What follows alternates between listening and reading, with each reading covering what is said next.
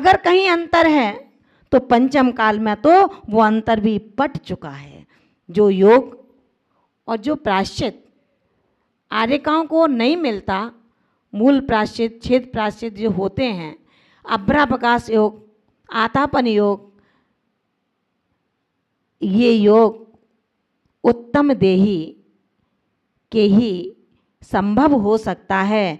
पंचम काल में ना मुनि उत्तम देही हैं और आर्यका तो किसी काल में हो ही नहीं सकती हैं। इसलिए महान भावों, आप ये विचार करना, जिस पर तीर्थंकर की वाणी और तीर्थंकर पर ही श्रद्धा ना हो, विश्वास ना हो, वो कैसा जैन है, कैसा श्रावक है। गुरु और भक्ति रहित शिष्य, जो गुरु की बात नहीं मानेगा तो गुरु की भक्ति से रहित है। बात तो मानता है, भाग भाग के काम करता है, गुरु ने जो कहा हाँ करूँगा करूँगा, लेकिन जब अपना नंबर आता है तो जो करना है सो करना है और गुरु के उससे पहले आगे पीछे भागना है। ऐसा गुरु की प्रति जो शिष्य की भक्ति है, उस शिष्य के लिए नीतिकारों ने, उस शिष्य के लिए आचार्य कुंद भगवंत ने, उस शिष्य के लिए पूरा जैन आगम ने केवल ये कहा है, ऐसा शिष्य तो केवल देखने का शिष्य है, मायाचारी शिष्य है, ढोंगी है, जो ढंग से जीवन जीने का सिर्फ एक मखौल करता है, एक नाटक करता है। आचार्य भगवंत कहते हैं, कबीरा वे नरे अंध हैं, कबीरा वे नरे अंध हैं, जो गुरु को कहते और हरि रूठे गुरु ठौर है, गुरु रूठे नहीं ठौर। सारे दरवाजे जब बंद हो जाते हैं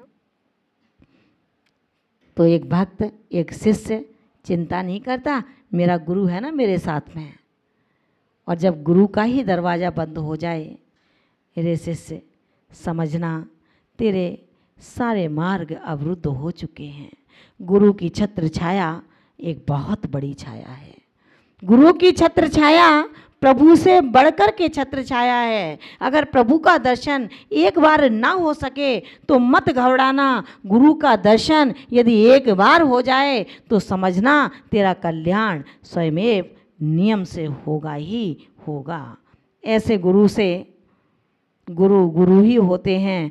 गुरु भक्ति से मुख मोड़ने वाला शिष्य कुमार्गामी हुआ करता है।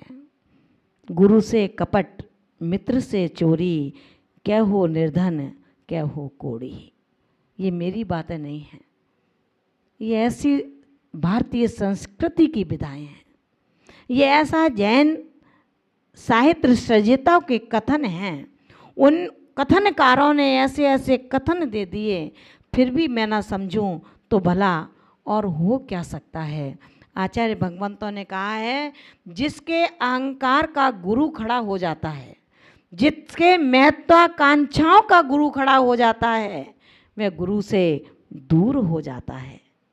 उसकी महत्वाकांक्षा जग गई, भैया मेरा भी तो कोई नाम होना चाहिए। याद है ना मारीची का, बाबा का नाम, इतने लोग हर्ष में रहते हैं, मैं भी कुछ करके दिखाऊं।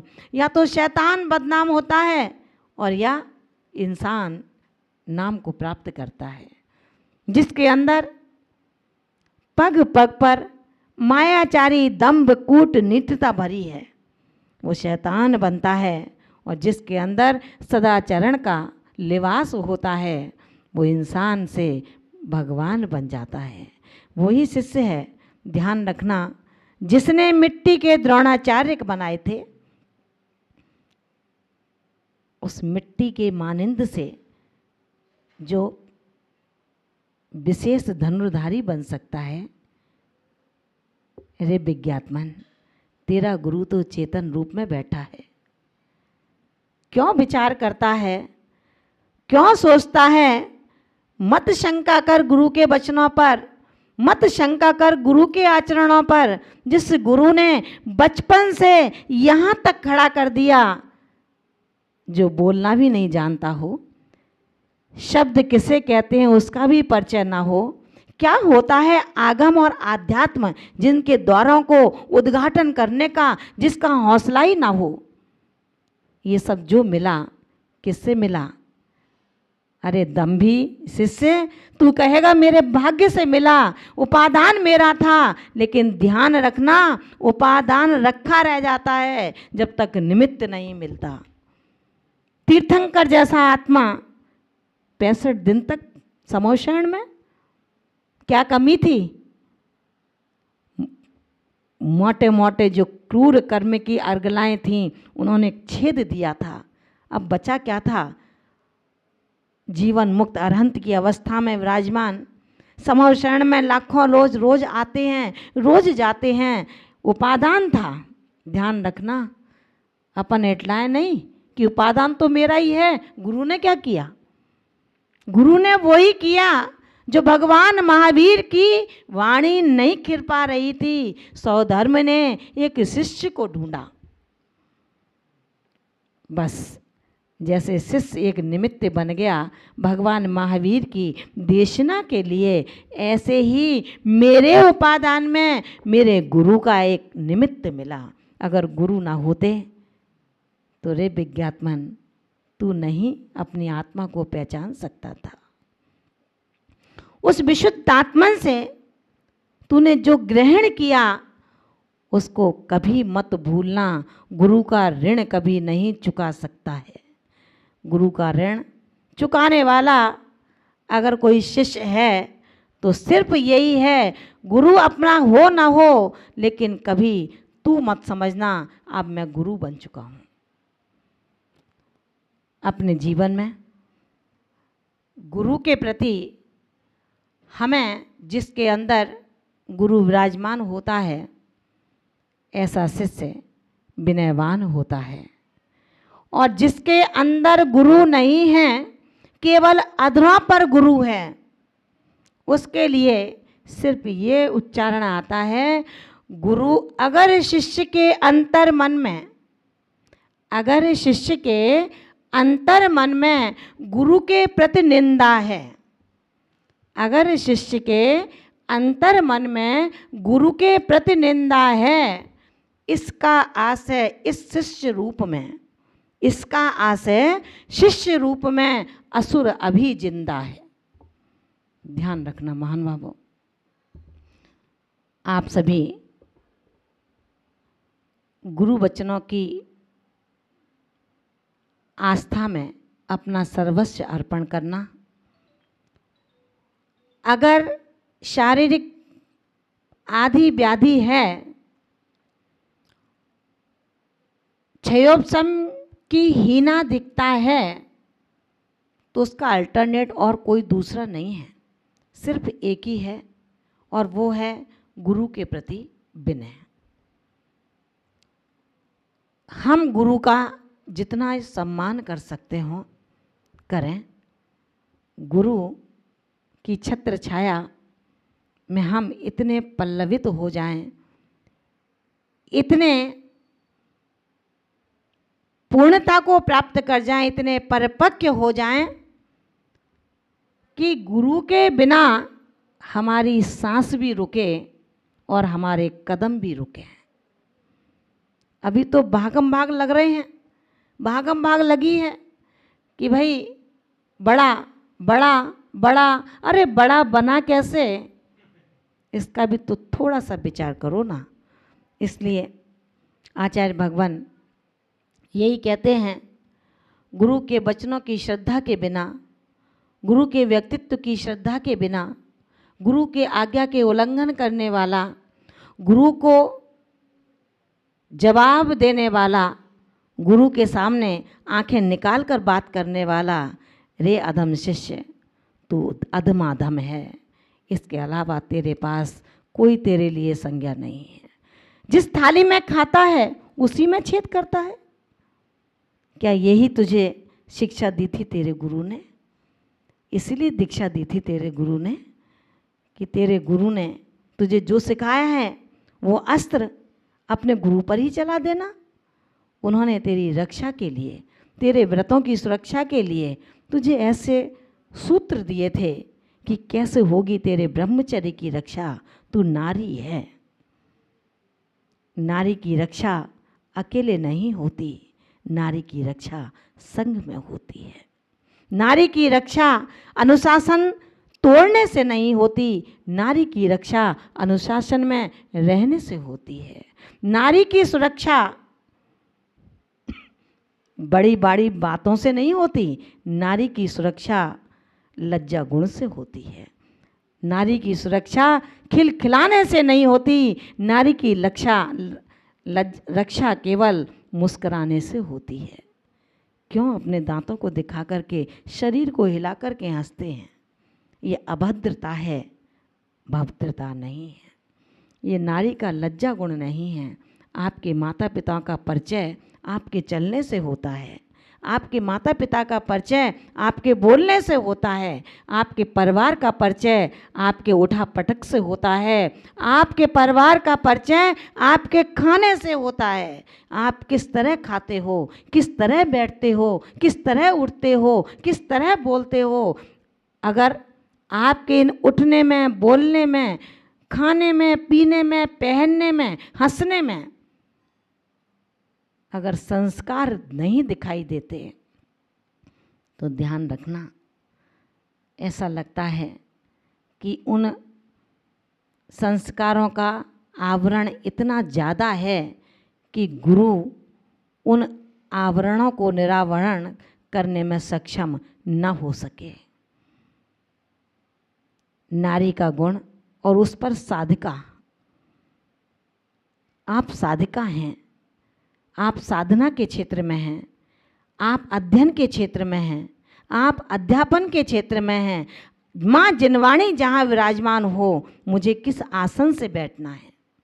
माँ जिनवाणी जहाँ विराजमान हो, मुझे कितना जागृत रहना है। माँ जिनवाणी विराजमान हो, क्या मुझे अपने काय को स्पंदित करना है, विचार करना। आचार्य भगवंत 78वीं कारिका में हमें बताने चल रहे हैं, गुरु भक्ति रहित शिष्य का चारित्र भी निष्फल है।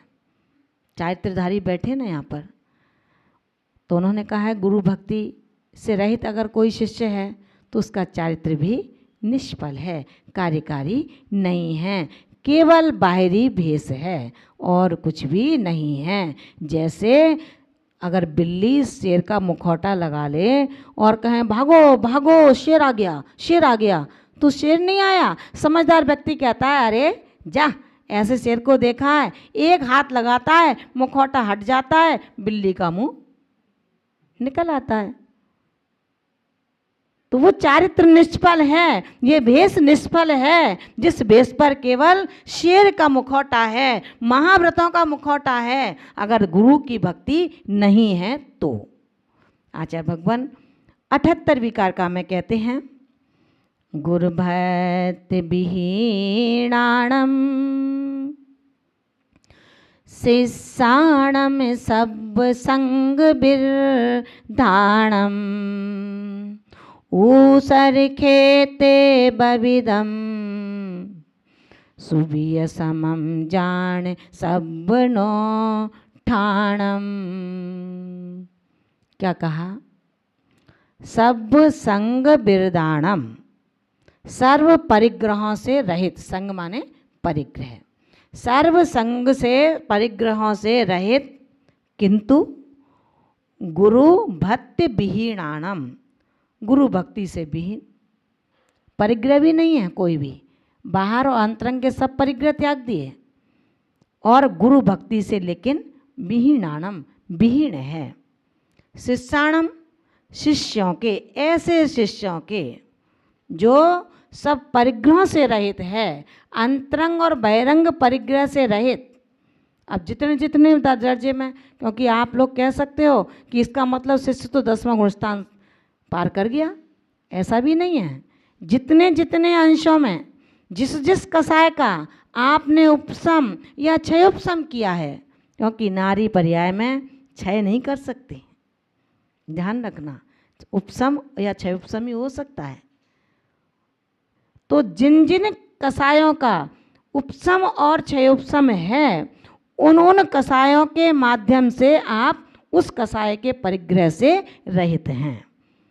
इस तरह जो परिग्रह से रहित है, किंतु गुरु भक्ति विहीनाणम, गुरु भक्ति से विहीन है, ऐसा शिष्याणम, ऐसे शिष्यों के सब अनुष्ठानम, सभी अनुष्ठान, व्रत जप प्रभावना मंदिर बनवाना, ये सारे अनुष्ठान ऊसर खेते, ऊसर माने बंजर खेत में, ऊसर भूमि में, बबिदम बोए गए, सुबियम, सु माने उत्तम बीज के, समम समान जानो।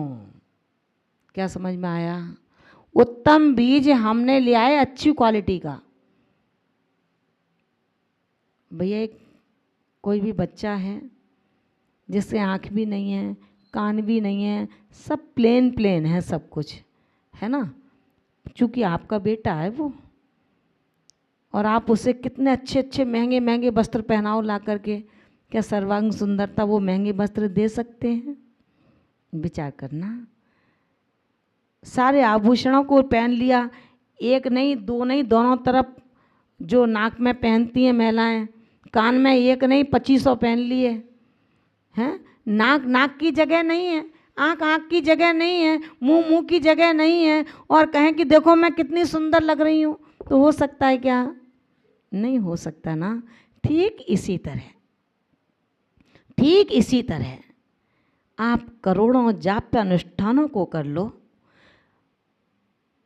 सैकड़ों मंदिर बनवा दो, हजारों बार गजरत चलवा दो, खूब शिविर लगा लो, खूब कक्षाएं लगा लो, खूब टीवी पर बोल लो, लेकिन यदि गुरु भक्ति से आप, गुरु श्रद्धा से आप, गुरु की छाया से आप दूर हैं,